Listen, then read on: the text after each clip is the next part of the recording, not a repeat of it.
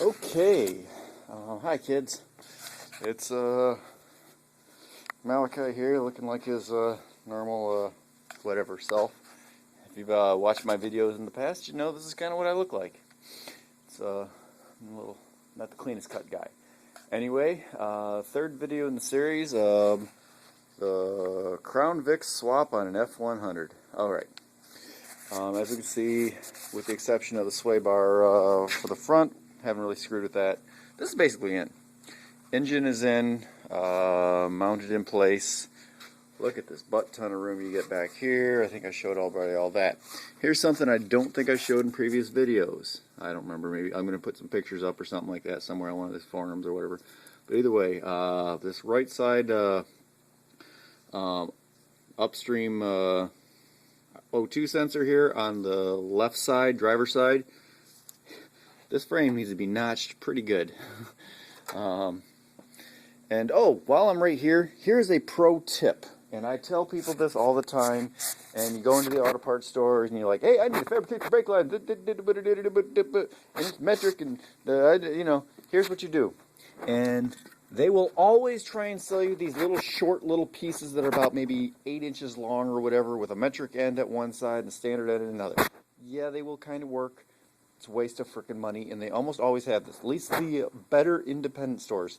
I went to an independently owned Napa, and I buy these fucking adapters.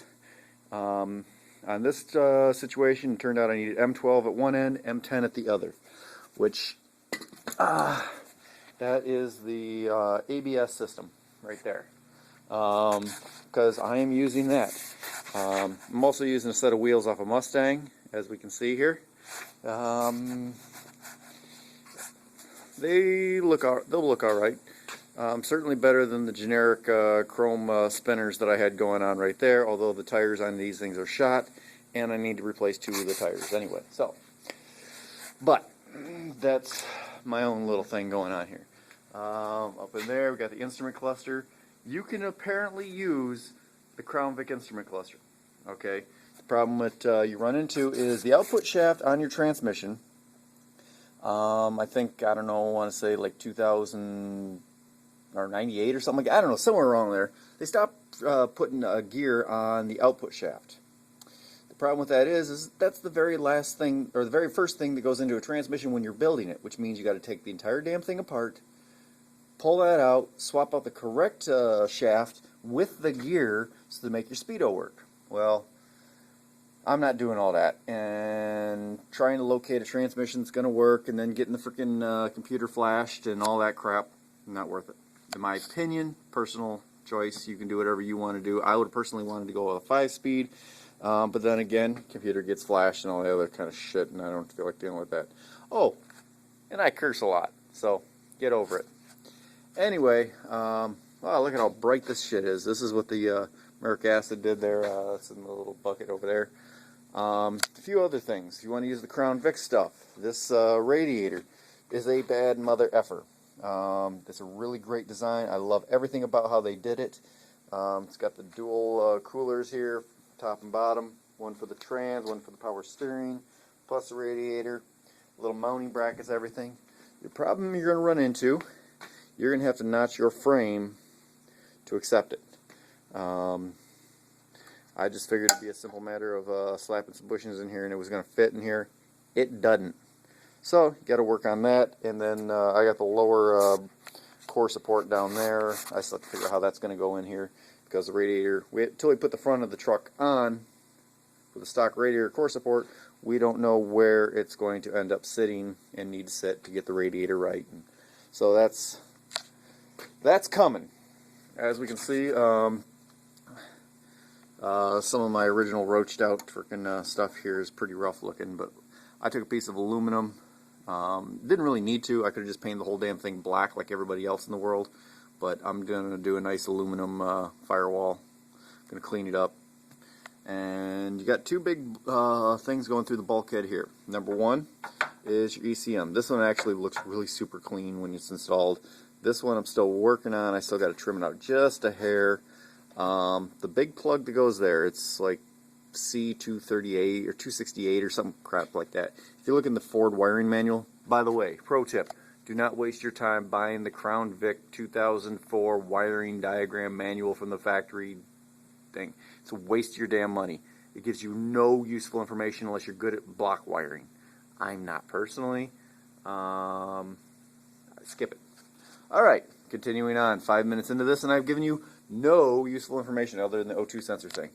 I think I mentioned in previous videos, I don't remember, this big cross member, it's riveted in, take it out. Can't use it. Stock transmission cross member. There's mine right there. It's sitting right here. Take it out. You don't need it. Alright. Oh shoot, I should have had this thing all the way up on the lift, but I don't. I use the Crown Vic one, as we can see here. Hopefully the lighting's good enough. Notched right here, a couple bolt holes on the flange. It's good. Now we intend to, at some point, we're going to cut a little more out of this, and I'm going to box this all the way up so that it's a little more solid in here. Why not? But otherwise, my trans sits about right. It aims just a hair down, I think, if I remember right. We put a level on the trans pan, maybe aims up a little bit up. To do this, maybe a short bed would be different. I do know that I'm going to have to get a carrier bearing because this is way too long of a distance. My undercarriage in this thing is pretty rough looking. Not the prettiest, but not the worst. Now, say you're looking for you got the whole cop car. This is the 8.8. It's got the limited slip, so let's see. Yay, they both rotate the same direction. So, swell. You can take this little stud out of here because you're not going to use it. That'll come on your cop car because that's part of the suspension on there. You ain't using any of that. I had to clean a few things off of this thing. And all your stock mounting shit. The side thing right here, I haven't cleaned them off here yet. I'm going to pop those things off, grind them, cut them off completely. These outside suspension piece, zero value and ugly as hell, but whatever. I am in the process though now. We got the sway bar. This is a very doable thing. However, I ran into a couple issues. Number one, it comes up real close to where the shock is going to mount, so you kind of have to run the shock instead of exactly where it was. It's going to have to ride a little bit higher and be at slightly more of an angle. I don't like that. I'd like it to be a little more vertical, but I'm not a suspension specialist, so as we can see. But the sway bar thing wasn't really that tough. We took a couple U-brackets that we had from some other fancy suspension shock mount, something, I don't know.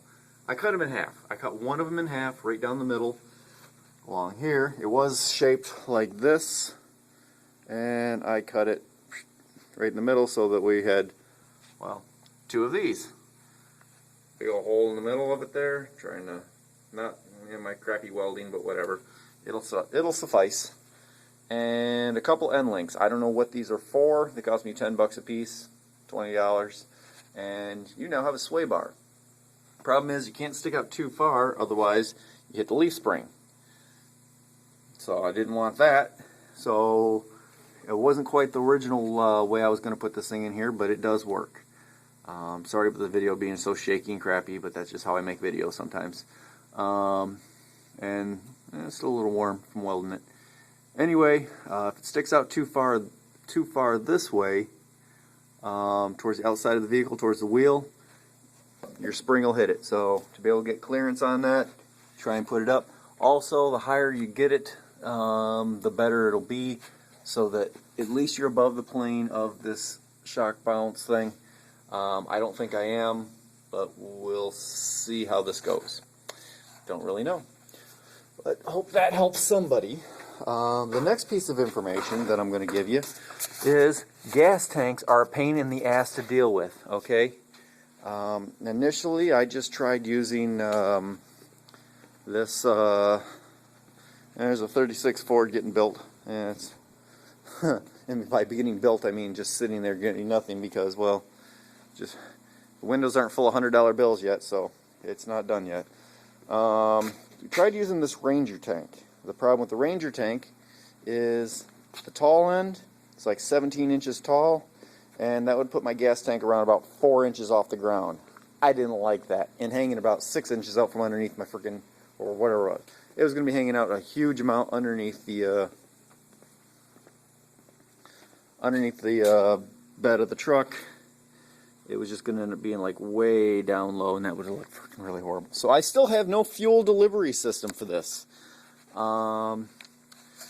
When you're doing this, I'm still doing this part right here, which is all the wiring, trying to figure that out. Most of the wiring is not that tough. And going to need a couple of holes through the bulkhead over here. Don't know exactly where I'm going to put them. I'd like to probably do them down low so that they're a little less visible on the firewall. The problem with that is well, then they're visible to your feet when you're in the vehicle. So maybe I'll try and use some of this, blow this hole out a little bit bigger for fish some through there. I don't know yet. The Crown Vic steering wheel is not going to work. It's just ugly and cast aluminum, and it's not a viable thing. So we got this one, which I just cut out or removed from the truck, but I'm not going to use that either. I think I'm going to try and find one from an automatic truck, maybe get a late 70s that maybe has tilt if I'm lucky. So as we can see, we have a mess of wiring here. This is the plug I was talking about. There is no wiring information in it at all. In fact, I'm going to end this video and just make another one. Alright, hope this helps somebody, and stay tuned for the next part.